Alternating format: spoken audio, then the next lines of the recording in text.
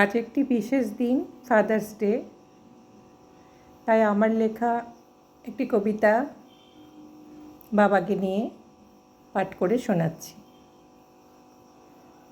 বাবা মানে অসীম অবিচল আস্থা, পাহাড়ের ন্যায় কঠিন, যার ভরসায় নিশ্চিন্ত জীবনযাপন কেটে যায় দুর্দিন।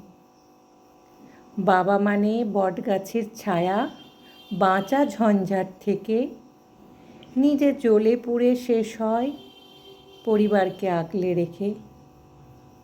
বাবা মানে হাসি খুশি জীবন, গরমের ছুটি এলে নিশ্চিন্তে পরিবারের সঙ্গে ঘুরতে যাওয়া, নয়তো খুশি কিছু পেলে। বাবা মানে না চাইতেই পাওয়া, বোঝে মনের সকল কথা, পরিশ্রম করে সন্তানের শখ মেটায় লুকিয়ে আপন ব্যথা। বাবা মানে একরাশ অভিজ্ঞতার ভাণ্ডার, আমার শিক্ষাগুরু, স্নেহ ভরা আশীর্বাদ মাথায় রেখে জীবন চলা শুরু। নমস্কার।